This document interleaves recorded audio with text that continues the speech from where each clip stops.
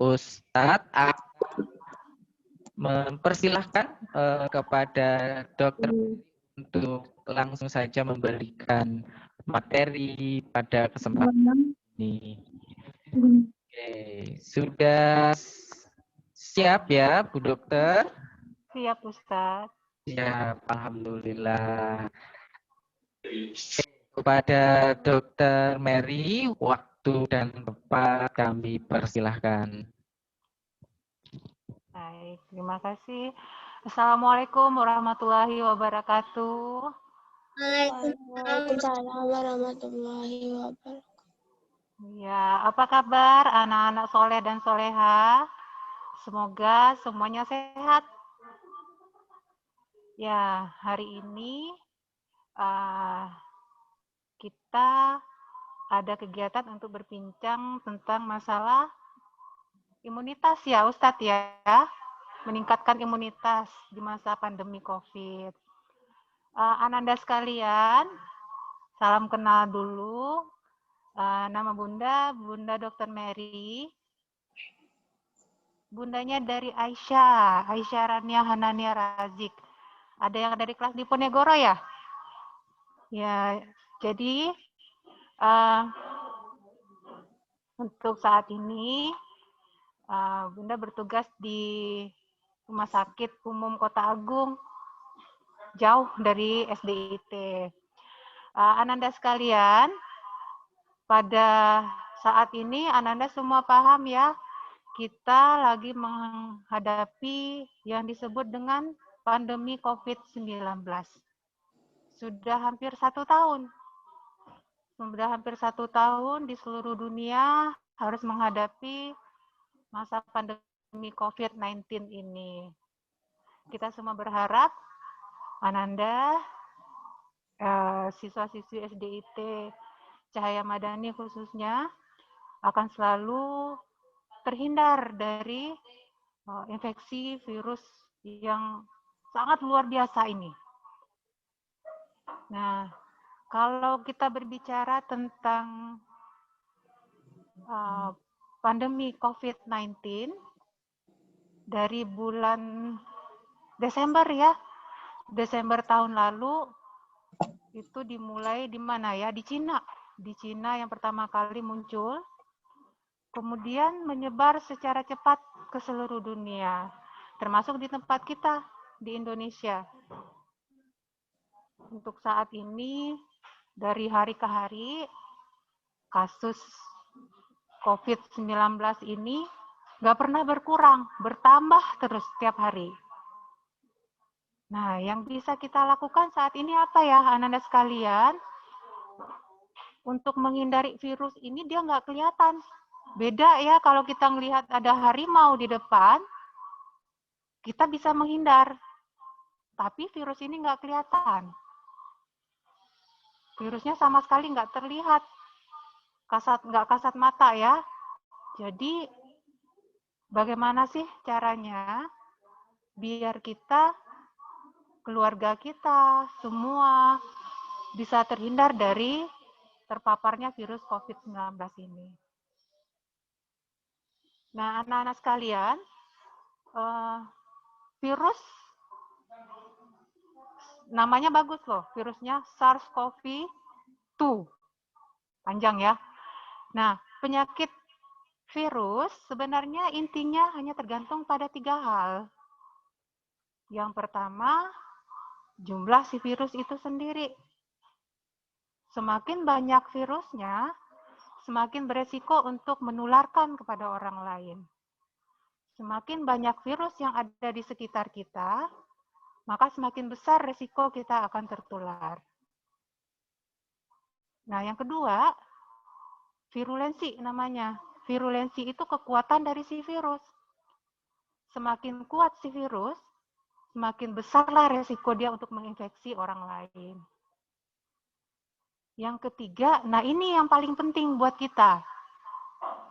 Orang akan terkena virus itu tergantung dari daya tahan tubuh atau host namanya.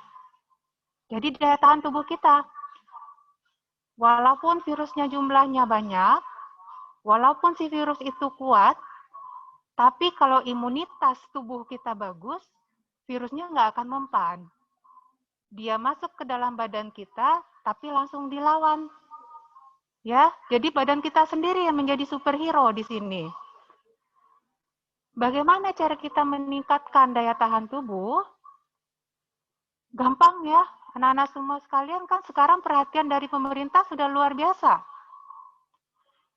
Untuk menghindari anak-anak semua terpapar virus, ada himbauan yang disampaikan oleh pemerintah, masih ingat semua ya? 3M itu adalah langkah yang paling pertama yang harus selalu kita kerjakan. Yang M pertama, memakai masker. Nah, ini hubungannya dengan yang mana tadi ya? Kita hubungannya dengan si jumlah virus tadi. Dengan memakai masker apalagi dengan masker seperti yang Bunda pakai ini namanya masker bedah. Dia efektivitas untuk menyaring kuman atau virus itu 90%. Jadi walaupun kita berada di dekat orang lain dengan memakai masker, insya Allah virusnya nggak masuk ke dalam badan kita. Terus rajin mencuci tangan. Ya, mencuci tangan dengan sabun dan air mengalir. Virusnya ini takut dengan sabun. Makanya kenapa ada himbauan untuk Ananda sekalian membiasakan rajin-rajin cuci tangan. Kapan cuci tangannya? Sebelum kita makan, sesudah kita makan, sebelum melakukan aktivitas apapun, biasakan untuk selalu mencuci tangan. Pengaruhnya nanti saat si virus menempel di tangan kita menyentuh mata, menyentuh hidung, apalagi di mulut, virusnya masuk. Nah, ini yang bikin seseorang bisa tertular. Ya.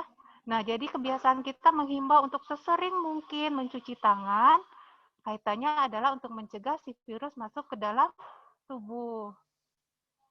Terus yang satu lagi, yang ketiga, menjaga jarak. Yang ketiga, menjaga jarak ini. Karena dari penelitian ahli-ahlinya, virus ini dia jarak yang bisa dia tempuh untuk bisa menularkan ke orang lain itu bisa sampai dalam 2 meter.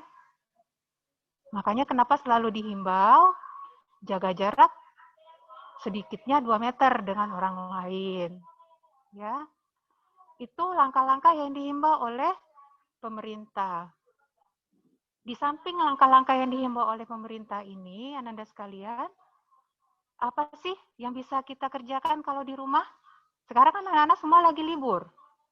Lagi pembelajarannya secara daring. Jangan di rumah semuanya aktivitasnya tiduran terus. Nggak pernah keluar rumah. Nggak pernah ada aktivitas fisik yang sehat. Jangan dengan gadget mulu. Ya. Jadi kalau di rumah, langkah yang bisa kita lakukan yang pertama, tidur dan istirahat yang cukup. Jangan tidur-tiduran terus, tapi ada waktunya harus istirahat. Berapa jatah waktu untuk istirahat tubuh kita? Tubuh kita ini kan, jangankan tubuh manusia yang terdiri dari yang unsur tulang, daging, dan segala macam otot itu ya. Mesin aja kalau kita paksakan diporsir itu akan rusak. Begitu juga dengan tubuh. Karena itulah kenapa harus ada jatah tubuh untuk istirahat. Nah, istirahatnya berapa lama? Untuk anak-anak seumuran Ananda sekalian, ada jatah waktu tubuh kita untuk tidur dan istirahat itu antara 8 sampai 10 jam. Ya, anak-anak lebih panjang. Kalau orang dewasa 7 sampai 9 jam cukup. Tapi kalau untuk Ananda sekalian, harus bisa mempunyai waktu untuk istirahat tidur 8 sampai 10 jam. Jangan tidur terlalu malam ya. Keasikan main handphone, keasikan nonton TV, tidurnya sampai jam 10 malam. Jam 10 malam, bangun-bangun jam 4 itu nggak cukup. Waktunya nggak sampai. Karena minimal Ananda sekalian harus bisa tidur 8 jam dalam satu hari. Termasuk tidur siang nggak? Ya termasuk. Jadi kalau tidur malamnya kurang, diselingi dengan istirahat pada tidur saat tidur siang. Tidur siang cukup 1 jam ya, 1 jam waktu istirahat di siang hari. Kenapa kita harus tidur? Nah, jadi anak-anak sekalian, sistem kekebalan tubuh seseorang itu berada pada level paling rendah saat dia tidur. Nah, kalau level kekebalannya paling rendah saat tidur, kenapa orang disuruh tidur? Bukannya malah berbahaya? Nah, ternyata pada saat seseorang tidur, itu ada zat yang disebut dengan sitokin. Itu diproduksi paling tinggi pada saat kita tidur. Nah, ini dia yang paling berfungsi untuk meningkatkan imunitas tubuh. Jadi dengan waktu tidur kita yang cukup, 8 jam rata-rata sehari, itu akan merangsang untuk sitokin ini berfungsi lebih efektif merangsang sel-sel kekebalan di dalam tubuh. Nah, kalau sistem imunitas kita bagus, maka resiko untuk terpapar virus maupun bakteri atau penyakit apapun itu menjadi lebih kecil. Ya, jadi anak-anak diharapkan untuk bisa menjaga waktu tidurnya. Yang kedua apa? Simple, semuanya simple ya. Yang harus anak-anak kerjakan di rumah, mengkonsumsi makanan yang sehat dan bergizi.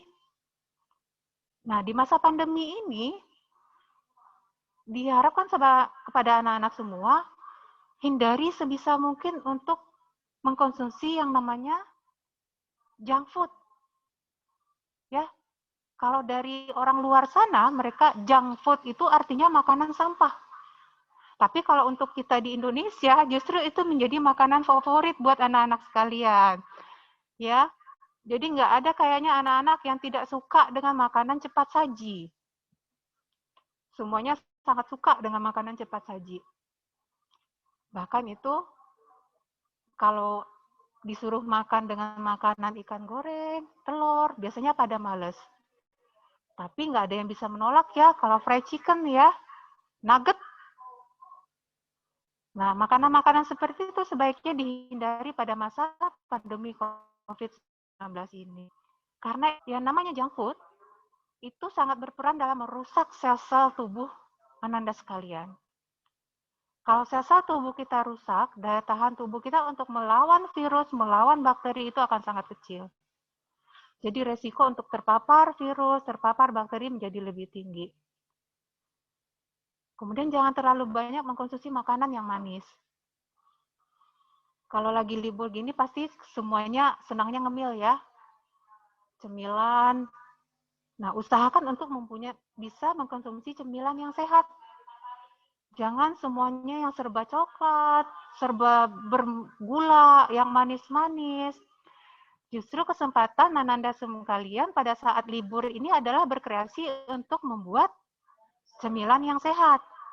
Bisa, Bunda yakin ayah bunda di rumah semua juga pasti punya inovasi ya, punya kreasinya pasti luar biasa ini untuk menciptakan cemilan sehat selama anak-anak libur. Nah, kemudian apa lagi yang harus kita batasi? Batasi asupan yang sifatnya lemak. Lemak atau kolesterol ya. Nah, lemak ini di mana? Makanan yang berlemak itu. Banyak makanan yang berlemak itu segala yang macam batas. Seperti kita mengkonsumsi minyak gorengan yang terlalu banyak mengkonsumsi makanan yang mengandung lemak lah ya, mengandung lemak itu banyak sekali. Nah, sebagai gantinya apa yang harus kita konsumsi? Selama masa pandemi ini, yang diharapkan untuk dikonsumsi lebih tinggi adalah makanan-makanan yang mengandung antioksidan tinggi.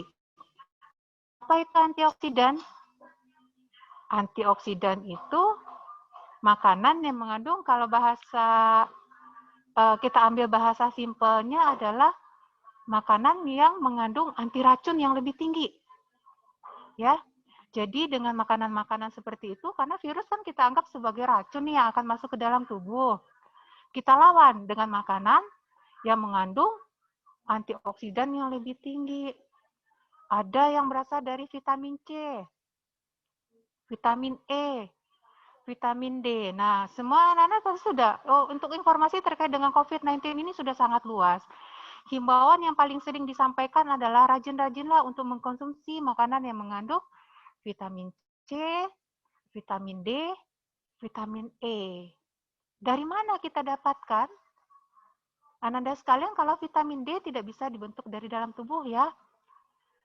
Anak-anak semua pasti sudah pernah dengar, ada himbauan untuk melakukan aktivitas berjemur setiap hari. Apa tujuannya dijemur? Bukannya biar garing ya, karena kita bukan pakaian yang basah yang dicuci. Tapi ada yang sudah oleh Allah, vitamin D terbesar itu akan dihasilkan dari sinar UVB. Sinar ultraviolet B yang dari matahari. Nah, jadi setiap pagi, kenapa selalu ada himbauan berjemur? Nggak usah lama-lama berjemurnya, nanti garing. Cukup sekitar 15 sampai 30 menit. Kapan saatnya kita harus berjemur? Pagi hari di antara jam 9 sampai jam 10 itu adalah waktu yang terbaik. Karena yang ada saat itu adalah sinar UVB. Kan ultraviolet ada dua ya. Ada yang UVA, ada yang UVB. Nah, yang berperan untuk membentukkan vitamin D di dalam tubuh yang terbesar itu adalah UVB. Itu kita dapatkan di antara jam 9 sampai jam 10 pagi. Jadi anak-anak kalau sudah selesai kegiatan pagi, sudah selesai amal sholat pagi, kemudian nanti sudah selesai duha, usahakan untuk mengajak keluarga berjemur di antara jam 9 sampai jam 10. Ada dua kegiatan yang bisa kita kerjakan pada saat berjemur ini. Bukan hanya di bawah sinar matahari. Karena ada satu lagi aktivitas yang harus dilakukan, yaitu aktivitas fisik atau olahraga ya. Jadi sambil berjemur nanti bisa diselingi dengan kegiatan olahraga ringan. Olahraga ringan itu juga cukup 15 sampai 30 menit, yang penting rutin. Selalu dilakukan secara rutin. Nah, jadi dia bisa berbarengan bersama keluarga, sambil berjemur, jalan kaki sekitar 30 menit, bersepeda bersama. Itu bisa dimanfaatkan untuk kita mendapatkan dua manfaat sekaligus. Mendapatkan vitamin D dan juga mendapatkan peningkatan daya tahan tubuh melalui olahraga. Nah, di samping vitamin D, kalau dari makanan vitamin D kita dapatkan sangat gampang. Anak-anak pada doyan susu ya? Dari susu bisa kita dapatkan vitamin D. Susu dan kuning telur adalah sumber vitamin D alami yang terbesar. Kalau untuk vitamin C, kayaknya kalau sekarang banyak yang nggak doyan sayur ya. Ya, sayur itu paling susah ya Ustadz ya. Kalau untuk disuruh mengkonsumsi sayur, itu luar biasa susahnya. Jadi kalau untuk sayuran itu anak-anak kok kayak ngeliatin musuh. Nah, padahal vitamin C yang tertinggi itu adanya di buah dan sayur. Apalagi dengan ada, kadang-kadang saya juga berpikir, ada film-film yang membuat anak-anak ini semakin benci dengan sayuran ya. Karena ternyata dari penelitian, sayuran yang tertinggi antioksidan itu ternyata brokoli. Justru brokoli ini jadi musuh anak-anak kayaknya ya. Iya.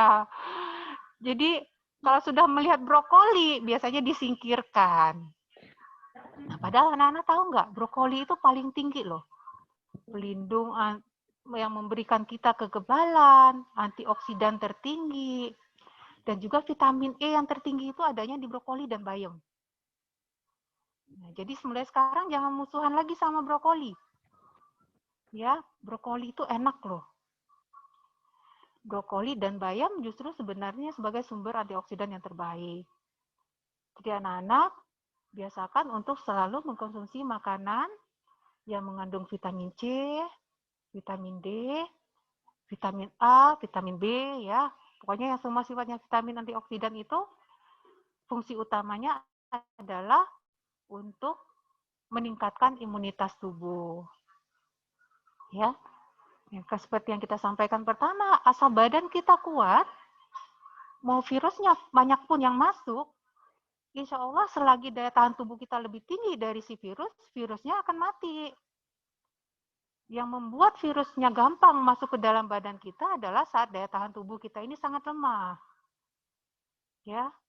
Jadi kalau virusnya masuk, maka secara otomatis tubuh Ananda sekalian akan membentuk yang namanya antibodi. Anti kekebalan ya.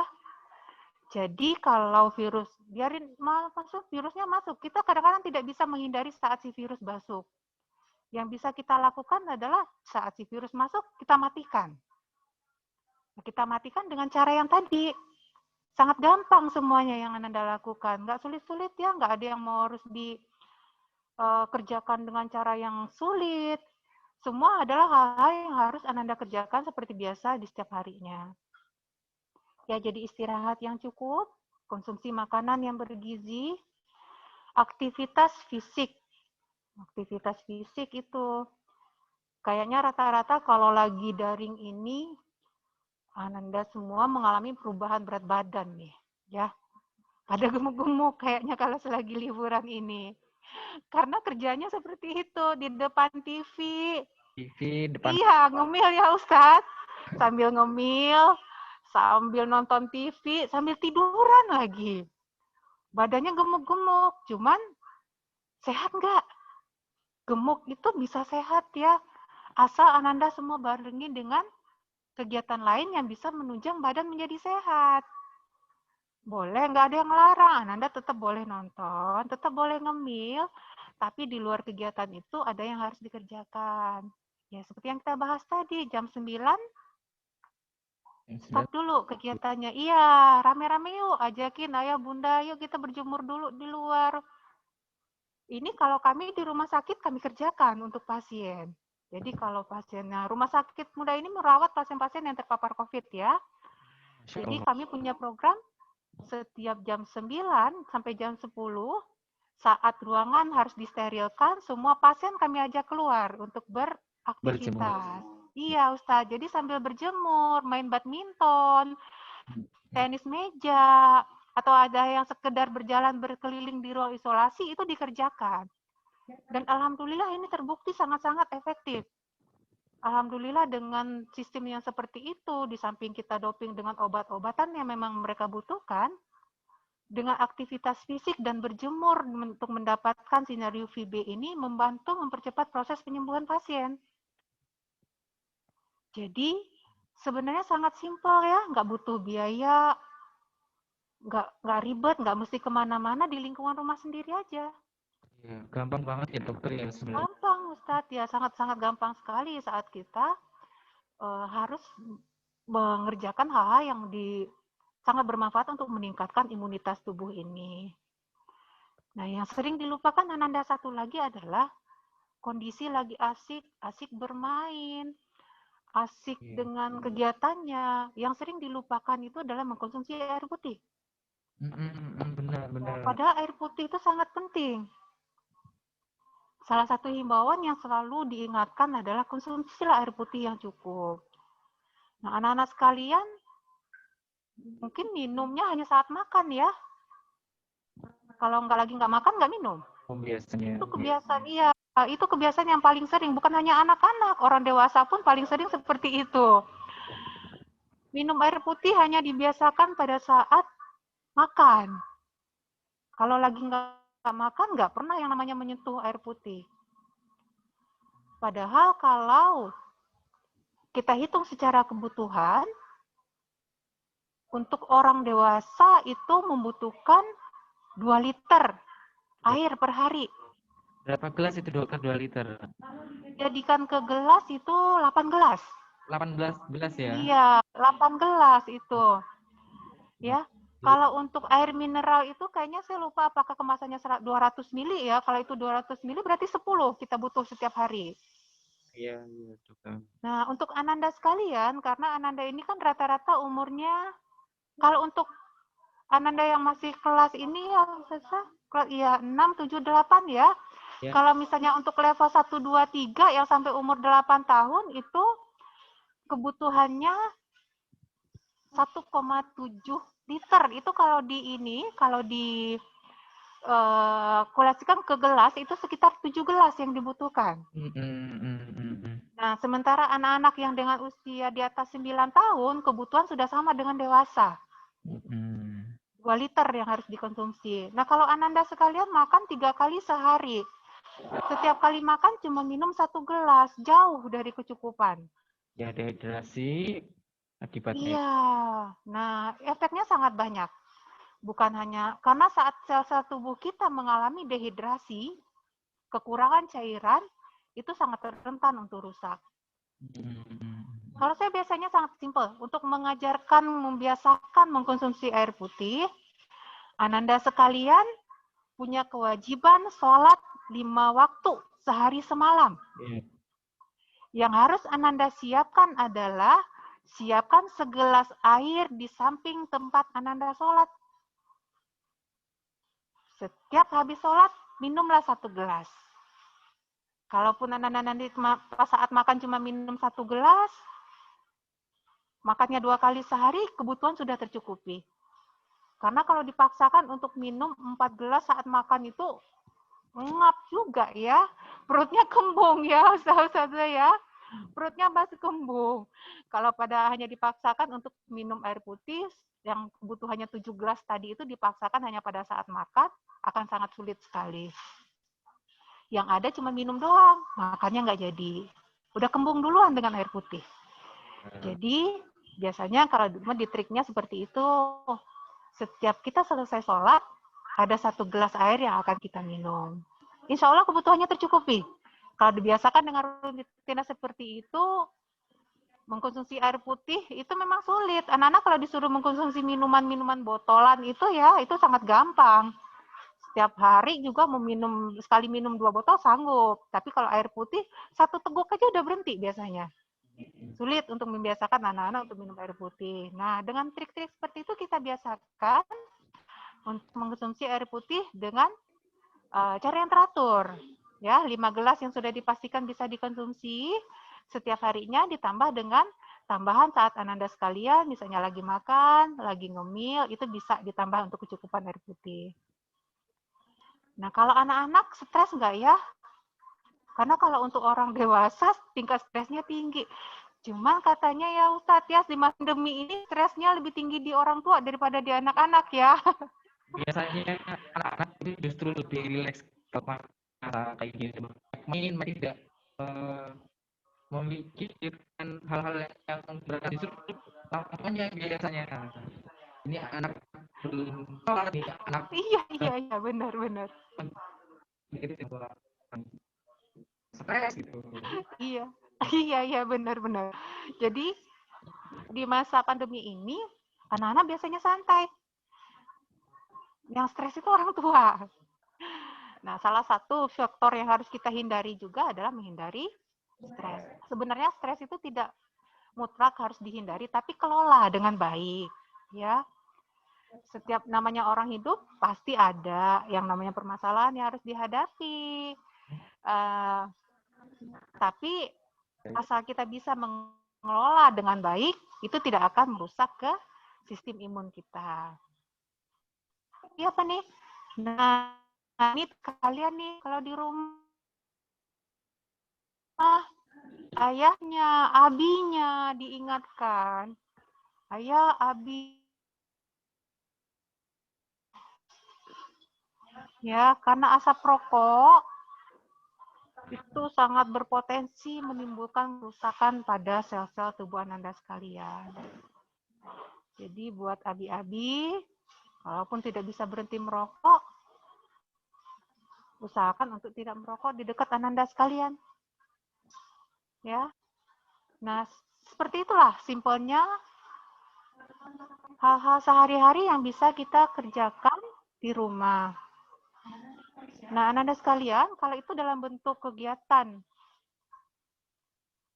rutin yang bisa kita kerjakan di rumah, saat ini juga, kalau Anda sekalian mengikuti berita yang lagi booming, kemarin ngeliat nggak di TV?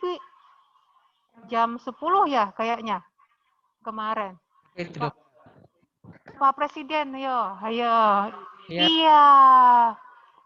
Kemarin secara resmi di Indonesia, Bapak Presiden dilakukan vaksinasi yang pertama. Dilakukan vaksinasi. Nah, vaksinasi ini gunanya apa? Anak-anak, kalau yang seumuran Anda sekalian, ayah ibunya pasti masih ingat sih ya. Sampai batasan umur 9 bulan waktu mereka kecil kan melalui proses vaksinasi. Ya, teman-teman sampai hari ini. Nah, ini sama aja. Jadi sama aja. Kalau saat ini, karena ada masa pandemi dari COVID-19 ini, dilakukan kegiatan vaksinasi secara massal. Nah, vaksinasi yang dilakukan di Indonesia yang mulai dicanangkan kemarin dengan vaksinasi pertama pada Bapak Presiden, secara bertahap nanti akan dilakukan di seluruh Indonesia. Tapi vaksinasi itu maksudnya gimana ya?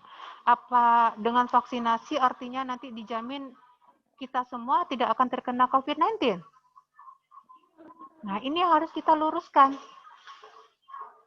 Ya, vaksinasi apapun itu bunyinya, mau COVID-19, mau vaksinasi yang wajib yang harus dilakukan untuk anak-anak di bawah 1 tahun, itu bukanlah suatu jaminan yang membuat seseorang kebal terhadap virus.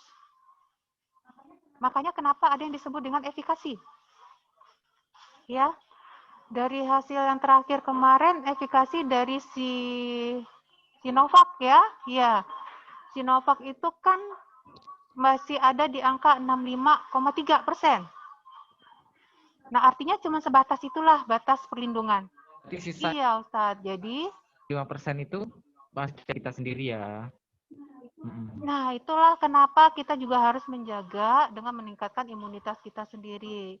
Jangan sampai nanti timbul pengertian, saya sudah divaksin, artinya saya bebas. Jadi tidak lagi memperhatikan protokol-protokol kesehatan yang harus dipatuhi. Semuanya mulai lengah dengan sistem menjaga imunitas tubuh, sudah nggak peduli lagi. Nah, ini salah satu bias yang ditakutkan dari pemberian vaksin. Tapi percayalah dengan vaksinasi, itu adalah salah satu langkah untuk membantu. Salaupun COVID-19, maka reaksi yang ditimbulkan akan tidak terlalu berat seberat orang yang tidak divaksinasi. Itulah fungsinya vaksinasi COVID-19. Jadi Ananda sekalian, karena penyakit COVID-19 ini adalah satu penyakit yang kita tidak pernah bisa memprediksi mau sampai kapankah ini akan berakhir, karena ternyata perkiraan dari para ahli epidemiologi dulu yang menyatakan perkiraan hanya berjalan sampai di bulan September tidak terbukti sampai saat ini. Malah saat ini semakin berkembang terlalu luas. Banyak benar Ustadz. Dulu di awal-awalnya masa pandemi COVID-19 ini penambahan kasus paling hanya 300 per hari. Tapi yang terakhir ini di hari kemarin saja penambahan kasus 11.000. Masya Allah. Peningkatannya sangat luar biasa. Nah, inilah kenapa yang terbaik saat ini adalah melindungi diri kita sendiri dan melindungi keluarga kita. Karena yang paham tentang kondisi tubuh kita sendiri ya. Kalau memang kondisi tubuh kita tidak fit, lagi kondisinya rasanya tidak bagus, usahakanlah untuk bisa membuat daya tahan tubuh kita lebih bagus gitu. Tapi pada saat kondisi tubuh kita fit pun, jangan menyepelekan, jangan dianggap kondisi tubuh kita baik-baik saja. Ya sudah, mau berkumpul dengan orang lain tidak apa-apa. Kita kemana-mana tidak menggunakan protokol kesehatan tidak masalah. Nah, itu yang sangat berbahaya.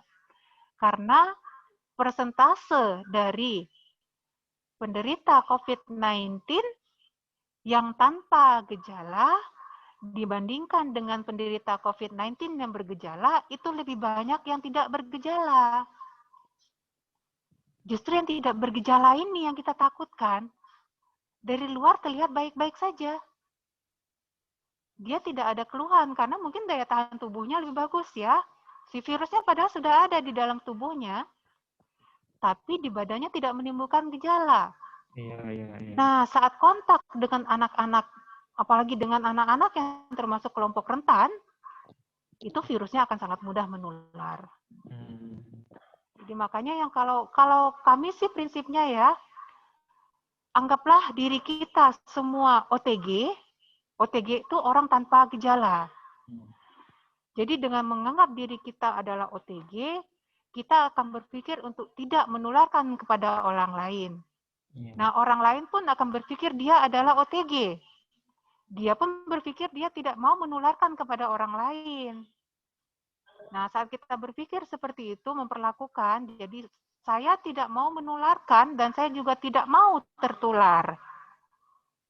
Itu yang harus kita prinsipkan sekarang. Saya tidak mau menularkan kepada orang lain. Gimana caranya? Ya yang seperti tadi kita bahas, terapkan protokol kesehatan. Kalau dengan protokol kesehatan, kita berusaha untuk tidak menularkan kepada orang lain. Dengan protokol kesehatan pun kita berusaha untuk tidak tertular dari orang lain. Karena itu yang OTG itu sangat banyak yang berkeliaran di luar yang kita tidak tahu. Karena penyakit COVID-19 ini tidak sama seperti yang lain ya. Kalau orang bisul ya ibaratnya dari jauh aja udah kelihatan.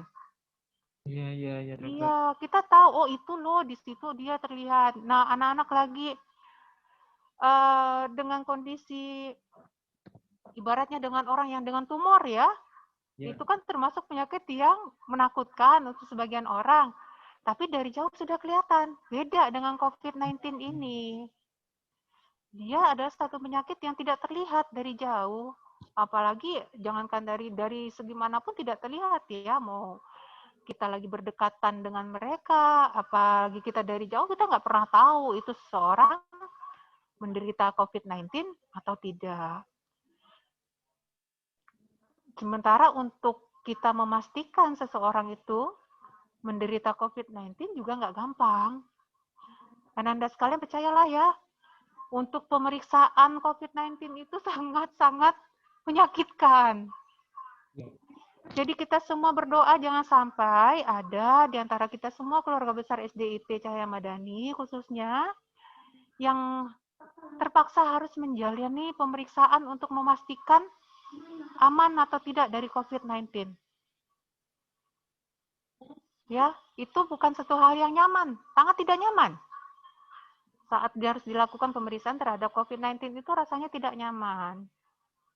Nah, jadi untuk menghindari, karena prinsipnya tetap selalu mencegah lebih baik daripada mengobati. Iya, karena untuk sampai detik ini juga, obat yang paling paten untuk COVID-19 ini masih belum ada. Ya, beda misalnya kayak orang sakit perut. Kalau dia sakit perut, kita tahu penyebab sakit perutnya karena asam lambung, obatnya sudah pasti loh. Ini obat yang bisa kita berikan untuk menghilangkan asam lambungnya. Kalau orang yang dengan demam, obatnya dari zaman dulu sudah bisa dipastikan. Ini obat ini nih, kalau dia minum obat ini demamnya turun. Beda dengan COVID-19. Walaupun begitu banyak obat yang dicoba diberikan, tapi kalau kondisinya yang sudah sangat berat, kondisi yang sudah terlalu parah, itu juga sudah tidak berguna. Ya. Jadi kembali lagi, Bunda pesankan kepada Ananda sekalian, yang harus kita lakukan pada masa pandemi COVID ini, yang bisa kita lakukan adalah menjaga imunitas tubuh kita tetap tinggi, selalu mematuhi aturan yang disampaikan oleh pemerintah dengan anjurannya simpel, 3M. 3M tambah 1 plus sekarang ya, tidak berkumpul. Itu tuh sebenarnya sangat-sangat sederhana. Walaupun secara prakteknya ternyata masih agak sulit diterapkan di masyarakat kita. Tapi Bunda yakin kalau Ananda sekalian semua pasti bisa mematuhi. Anak-anak hebat SDIT Cahaya Madani pasti lebih bisa mematuhi apa yang disampaikan untuk manfaat di badannya sendiri. Ya, karena itu adalah suatu hal yang diperuntukkan untuk melindungi diri kita dan juga melindungi orang lain ya. Iya. Hmm. Ya, ini untuk sesi selanjutnya apa kita mau ada tanya jawab, Ustaz? Ada Ustaz dokter insya Allah Mm-mm. kalau ada teman yang ingin bertanya dipersilahkan, boleh mic-nya boleh dibuka dan bertanya atau ditulis di kolom chat ya. Jadi tadi Bu Dokter sudah banyak banget memberikan tentang kesehatan dan gitu ya teman-teman. Kalau ada yang ingin ditanyakan boleh gitu. Saya Suaranya putus-putus, Tat. oke, yuk siapa yang mau tanya boleh.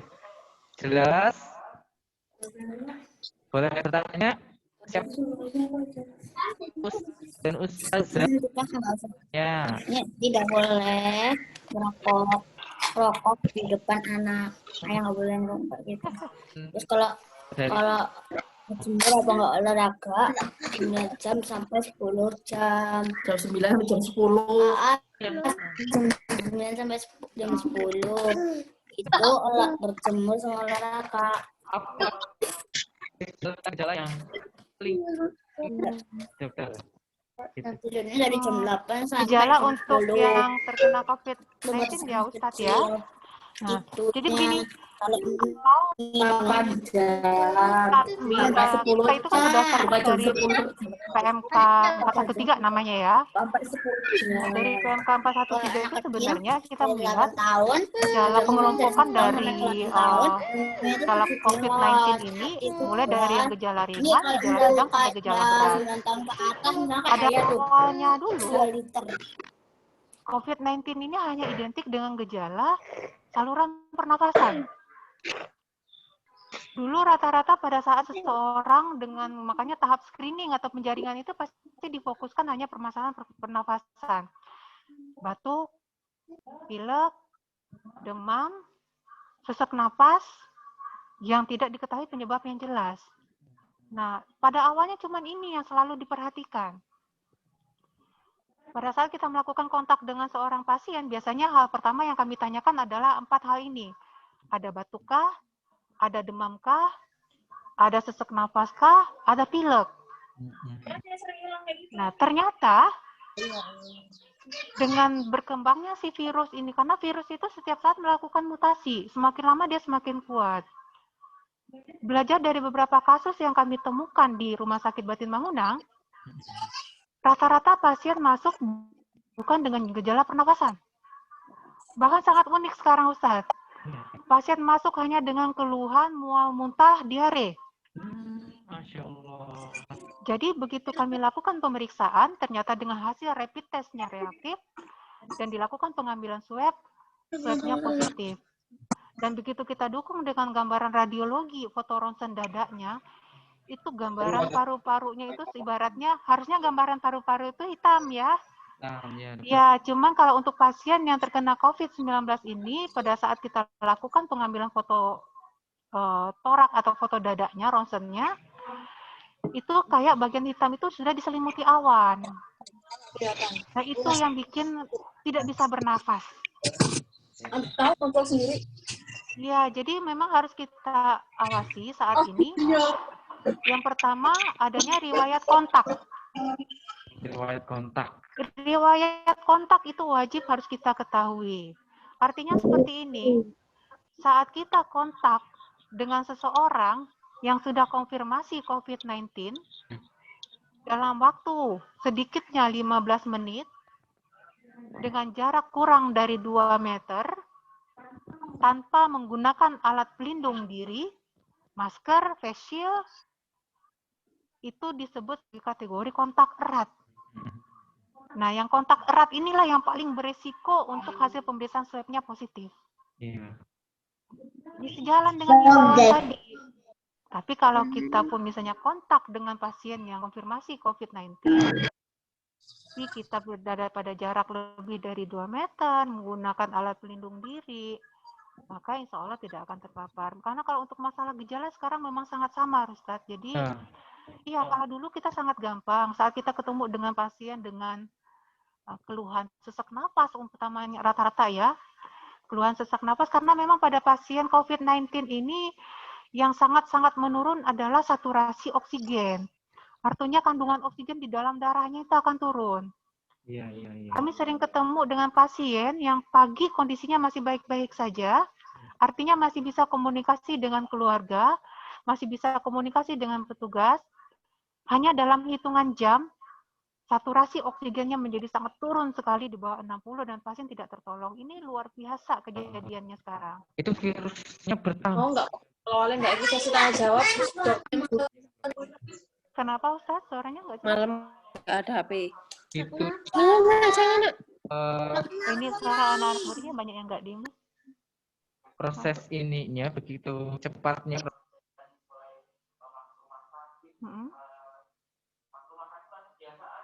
Ya.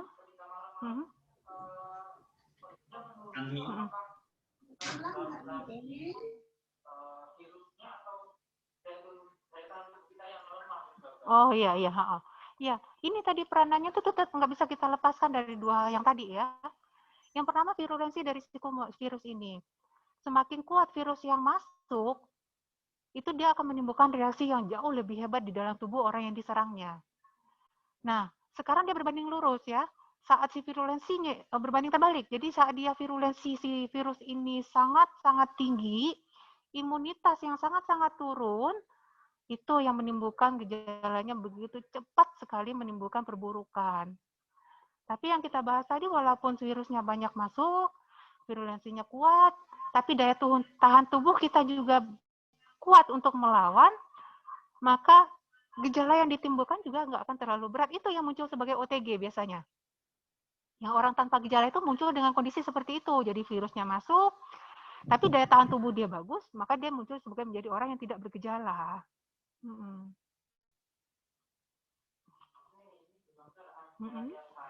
Ya.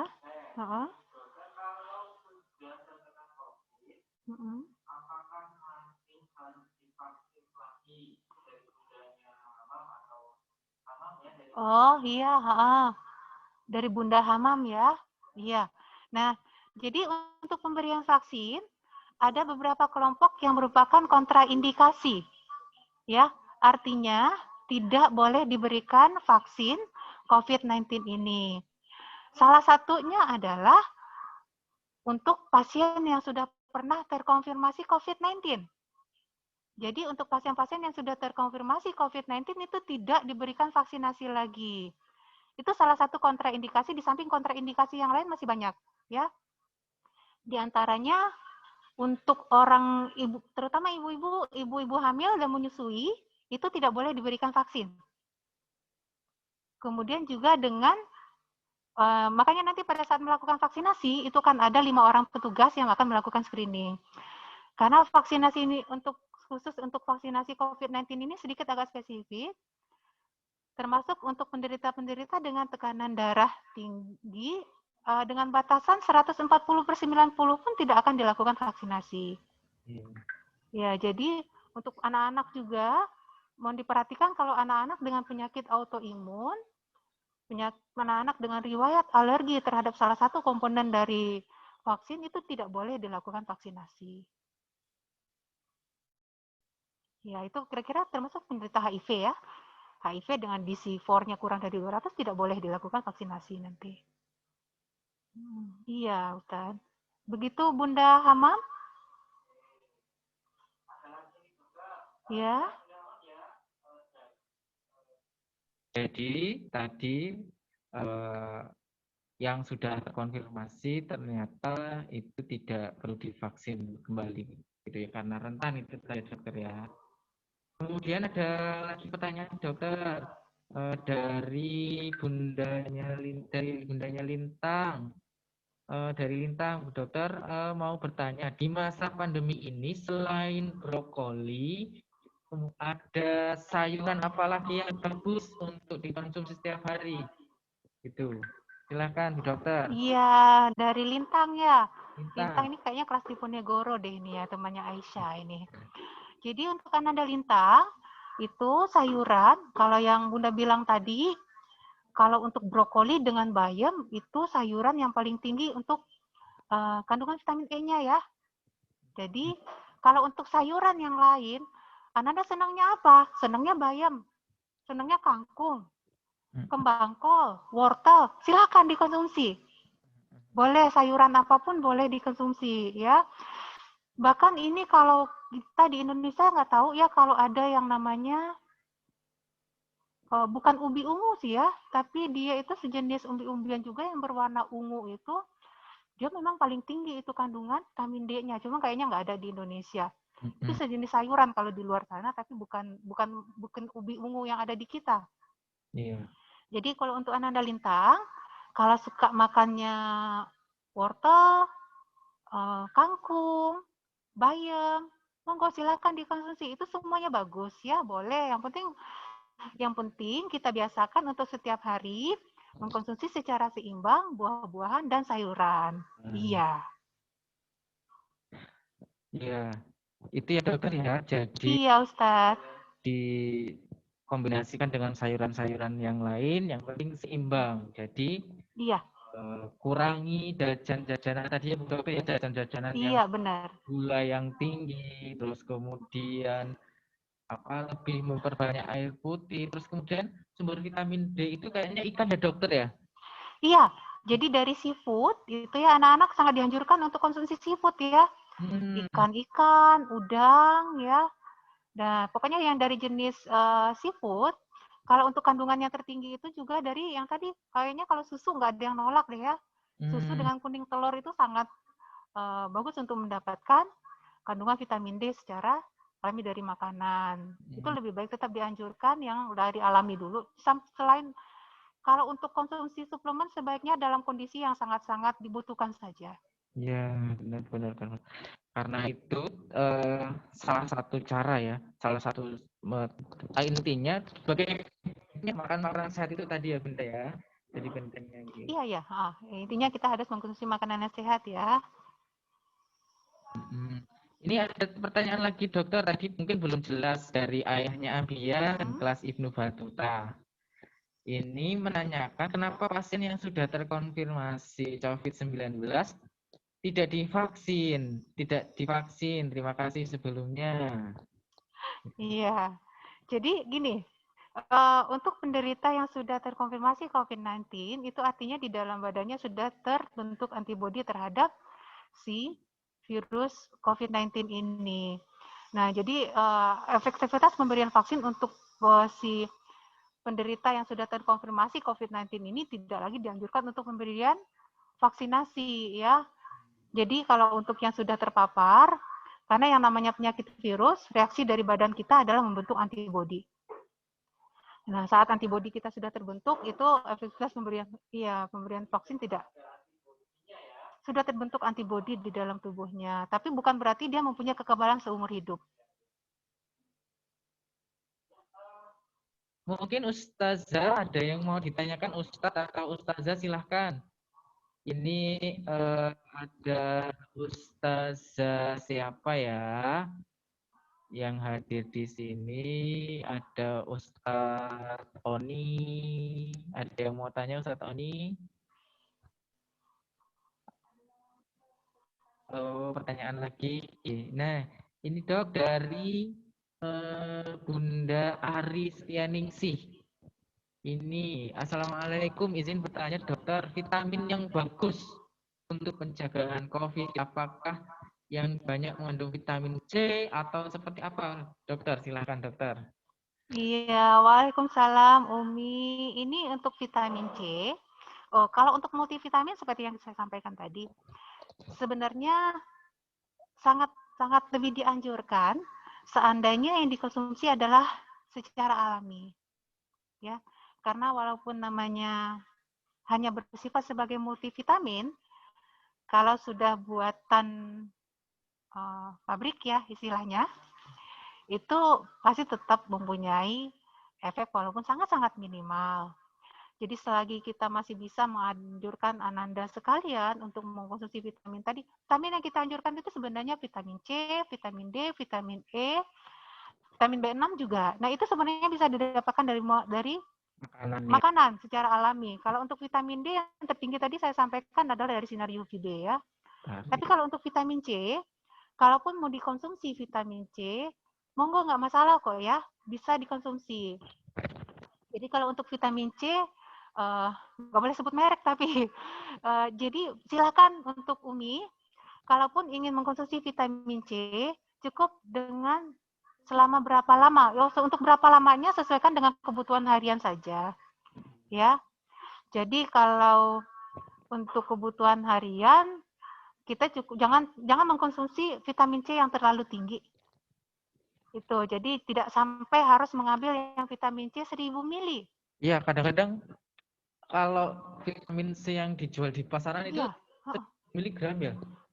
Iya. Rata-rata kan sekarang ada yang 1000 miligram. Tapi sebenarnya kebutuhan harian kan tidak mencapai sampai 1000 miligram. Kasihan nanti bebannya karena sisanya tetap harus dibuang.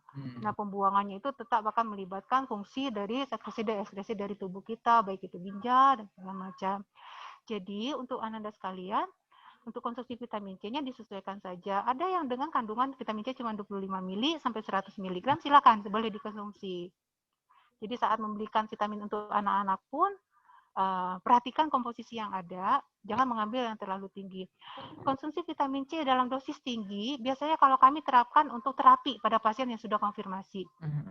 Jadi kalau untuk pasien yang sudah konfirmasi, memang salah satu yang kami berikan adalah vitamin C dengan dosis 1000 mg. Iya, dan terbaik vitamin itu yang berasal dari alami, vitamin C. Iya benar Ustadz. Makan makanan yang Iya, konsumsilah buah dan sayur secara rutin setiap hari, insya Allah kebutuhan vitamin C akan terpenuhi. Iya, baik. Terima kasih, Bunda Aristianingsih. Ada lagi, Bunda atau Ustazah yang mau bertanya, dipersilakan. Ustazah Rasidah mungkin ada yang mau tanya, ada yang mau ditanyakan.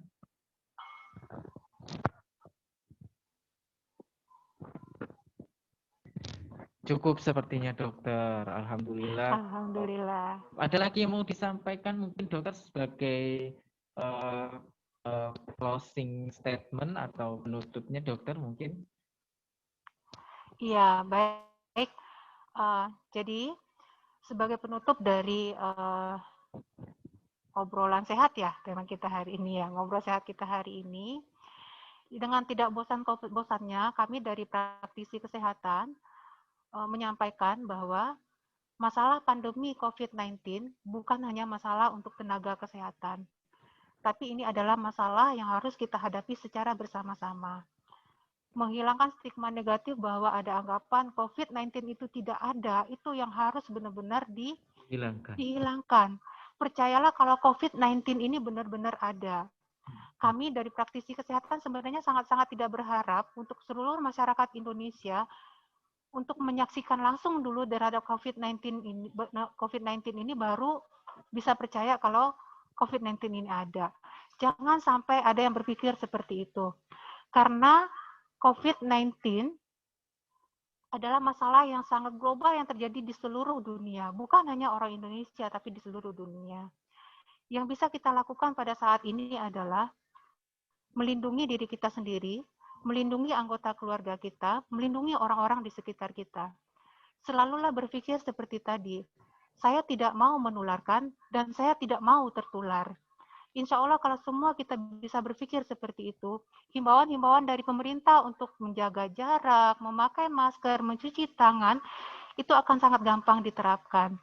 Tapi kalau di dalam pemikiran kita ini masih ada pemikiran, yang sakit adalah dia, nggak ada urusan dengan saya, masalah pandemi ini tidak akan pernah bisa kita selesaikan. Pandemi ini akan bisa kita selesaikan kalau kita hadapi bersama-sama. Tidak hanya dihadapi oleh tenaga kesehatan, tidak hanya dihadapi oleh pemerintah. Yang menjadi korban terbanyak saat ini adalah masyarakat dengan tingginya angka kejadian dan angka kematian dari COVID-19. Saling membahu untuk mengatasi pandemi ini, kita selalu berdoa kepada Allah bahwa pandemi ini semoga akan segera berakhir, khususnya di Indonesia dan di dunia secara umumnya. Bersama-sama kita berusaha menjaga agar anggota keluarga kita, diri kita pertama yang utama, diri kita sendiri, anggota keluarga kita, anak-anak kita, untuk selalu terhindar dari wabah COVID-19 ini. Saya rasa itu Ustadz yang bisa kita kerjakan bersama-sama nanti. Oke, terima kasih Bu Dokter. Alhamdulillah. Insya Allah semuanya kita bareng-bareng ya teman-teman ya semuanya. Kita bersama-sama.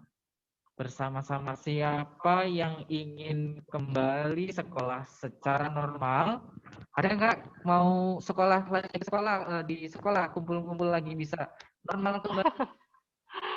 Ya, kalau mau kumpul-kumpul lagi, kalau mau ke sekolah kayak dulu lagi, yuk kita semuanya bareng sama-sama di hari ini patuhi protokol kesehatan. Apa protokol kesehatannya teman-teman? Yang aja kita anak hari-hari. Satu, misal cuci tangannya di ganti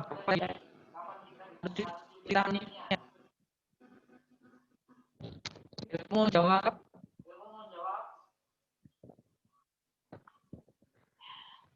ya, cuci tangannya sesering mungkin dengan sabun gitu ya, karena memang COVID-19 ini takut sekali dengan sabun. Jadi kita cuci tangan dengan sabun minimal 20 detik ya dokter ya. Jadi utama hindari berkerumun ya, hindari berkerumun itu teman-teman. Jaga jarak. Kalau melihat dulu deh kalau lewat di pasar atau sama bunda atau berpergian, kalau ada yang berkerumun nanti dulu deh, minggir dulu deh sebentar gitu ya. Jadi jangan berkerumun gitu. Terus kemudian yang selanjutnya pakai masker, disiplin pakai masker, baik itu mau keluar mau aktivitas di luar, disiplin pakai masker gitu ya teman-teman ya. Mudah-mudahan semuanya bisa sehat, bisa melaksanakan apa yang disampaikan oleh dokter. Dan jangan lupa makan makanan bergizi ya, Pak. Jangan malas makan makanan bergizi, sayur, makan ikan dan lain-lainnya. Itu jangan lupa, setiap hari harus makan sayur gitu ya. Kemudian apalagi ya, tadi minum air putih. Ini tadi dari mulai jam berapa ini saya belum lihat ada yang minum gitu. Jadi nanti setelah ini langsung minuman ya, minum segelas air putih sebagai agar kita lebih tidak dehidrasi dan kita lebih sehat lagi badan kita. Ya mungkin itu saja Bu Dokter. Terima kasih dan teman-teman semuanya juga terima kasih sudah mau bergabung. Sebelum acara ini kita tutup bersama-sama, mari kita buka kameranya terlebih dahulu. Buka terlebih dahulu, kita foto bersama ya. Foto bersama terlebih dahulu. Senyum ya, sambil senyum bahagia gitu ya. Ya boleh deh di mic. Enggak apa-apa sekarang. Mic kameranya di. Yuk. Smile siap ya. Yang di room 1 kalau jangan dimatikan dulu ya. Oke, siap. 1 2 3 senyum. Senyum. Ya.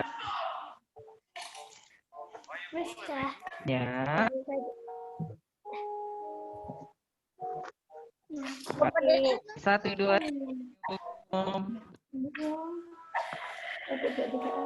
ya. Selanjutnya Namanya Dad.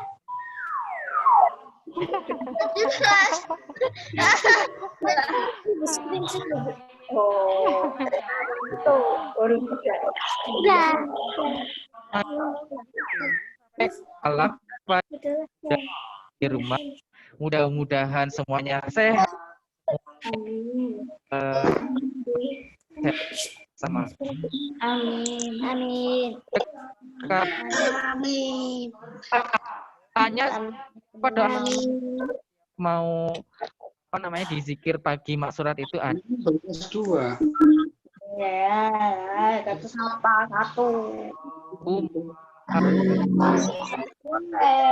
dengan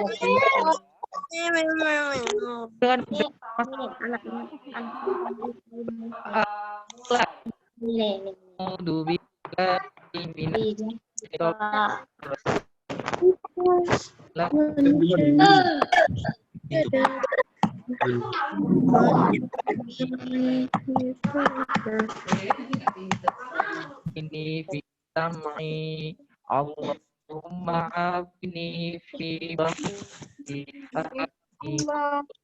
ya, kita tutup sama-sama dengan baca lafaz Alhamdulillahirrahmanirrahim. semuanya apabila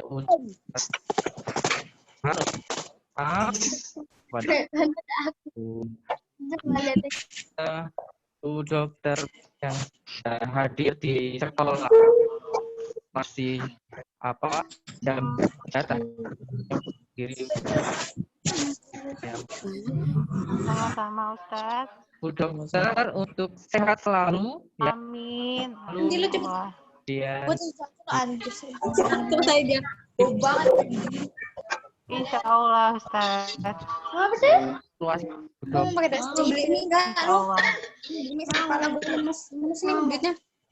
Suaranya nggak jelas. Berapa? Suaranya nggak jelas.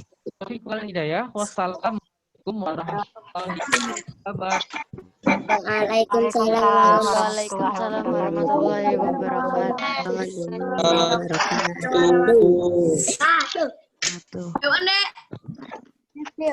Mana?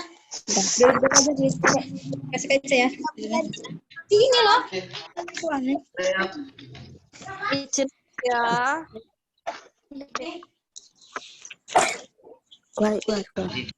Sudah boleh keluar ya, Tat? Ya, Bu. Terima kasih, Bu Dokter, atas waktunya. Baik, terima kasih. Udah boleh keluar, Tat. Boleh. Assalamualaikum. Assalamualaikum, Tat.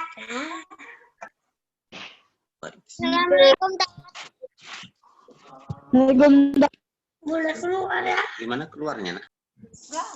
Enggak, itu dibawa ke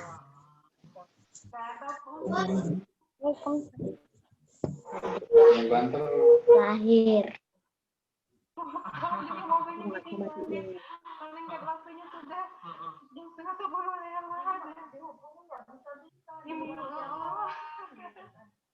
iya, karena bos lagi di motor tadi itu. Jadi ya memang lagi habis kita jalan jauh agak kurang stabil sama saya. Enggak. Ada bingung matiin aku juga bingung. Posisi juga lagi di pinggir. Kalau di tengah jalan saya bingung sendiri itu. Iya.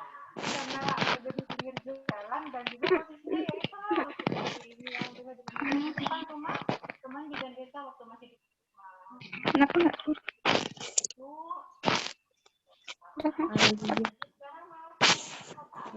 Kok belum keluar lu? Untung aku nggak buka ini. Nggak.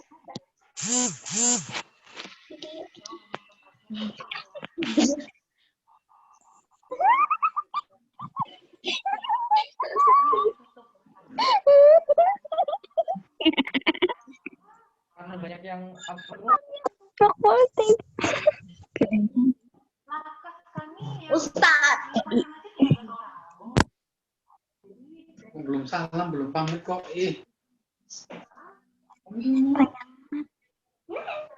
Rumah udah tinggal. Nanti di sini mau kebacain ini. Malu nanti. Dengerin ya. Cuaca, keadaan cuaca. Ayo telah, bacalah teks di bawah ini. Ahad pagi merupakan hari yang dinanti-nantikan oleh Salman dan teman-temannya. Ahad pagi ya, merupakan hari yang dinanti-nantikan oleh Salman. Pada hari itu mereka biasa mengisinya olahraga dan bermain bersama. Seusai sarapan pagi, mereka akan berkumpul di lapangan. Kemudian mereka bermain. Salman dan Sabit perlahan matahari mulai bergerak. Dari Najis. sinarnya yang hangat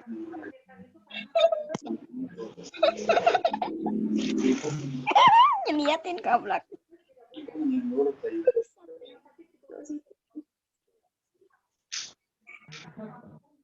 Beberapa saat kemudian matahari tertutup awan, langit yang cerah berubah, angin bertiup dengan suatu kencang. Terdengar suara gemuruh dan petir mulai Salman dan teman-temannya segera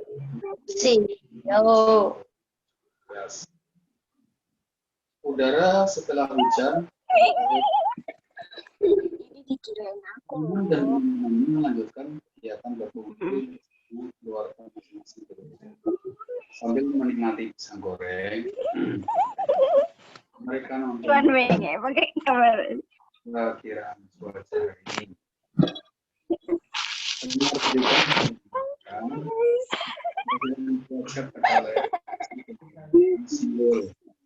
Salam bertanya kepada tentang maksud dari simbol-simbol cuaca tersebut. Tugas. Kapan Salman dan teman-temannya berlayang-layang?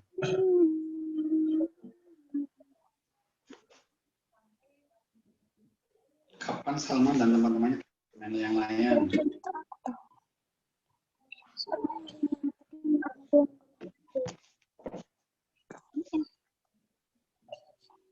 Lihat semua orang tahu kita tuh. Udah lagi. Udah selesai. Keluar di sini. Terus ini kayak mana, Wei? Keluar. Berapa?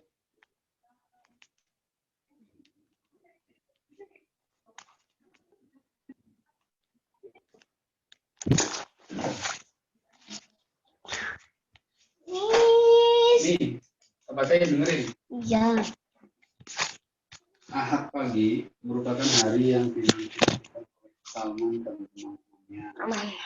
Pada hari itu mereka biasa mengisinya dengan Belum mati. Berinya apa nih nih? Sudah mati sih. Matinya nggak mati. Gimana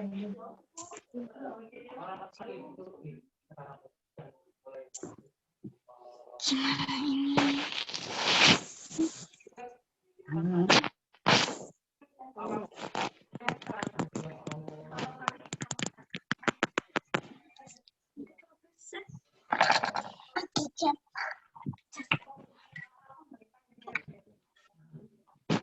Ini punya curah mana? Udah.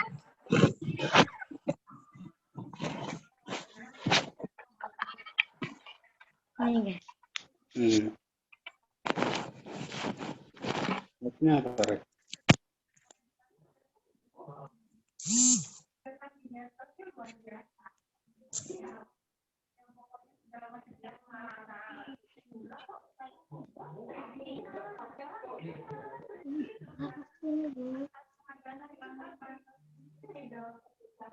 Siapa lagi? Apa tuh ya? Mencet-mencet apa? Ntar deh, kok nggak bisa keluar?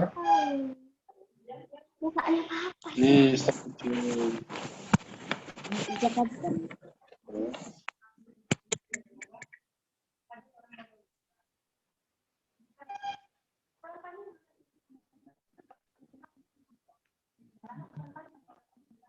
Kok masih bunyi terus sih? Ngomong loh.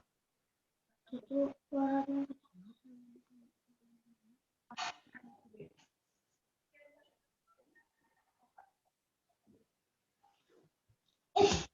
Bola. Ini diisi. Diisi. Pulpennya ini. Iya.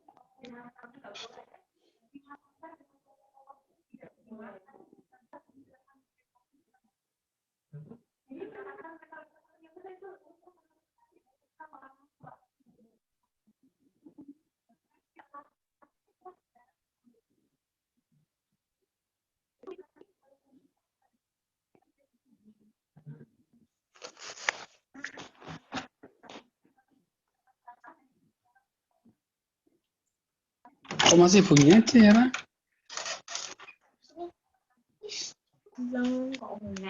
Iki nang ngisi riset ya carane.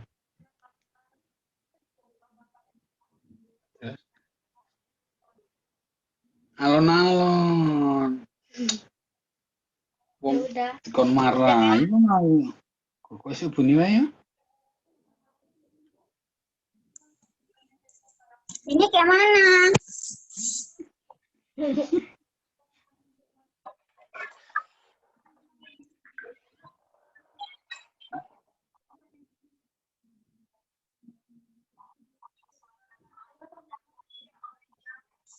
Udah selesai.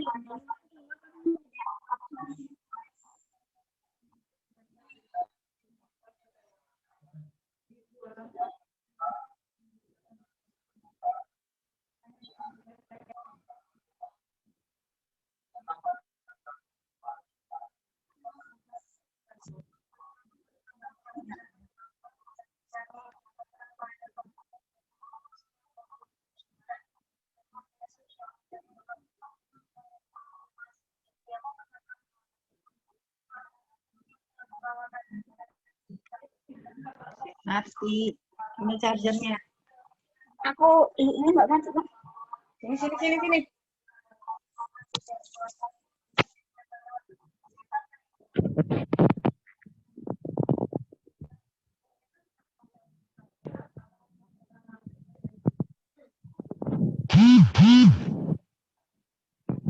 Halo. Nggak ada yang bilang ya, Pak.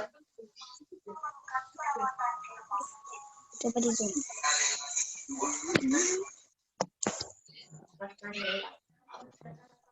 Mana? Bentar, aku hidupin dulu. Zoomnya dibuka dulu. Ya, ini juga. Nggak tahu aku. Zoomnya kalau yang dibuka ya. Coba. Zoomnya buka.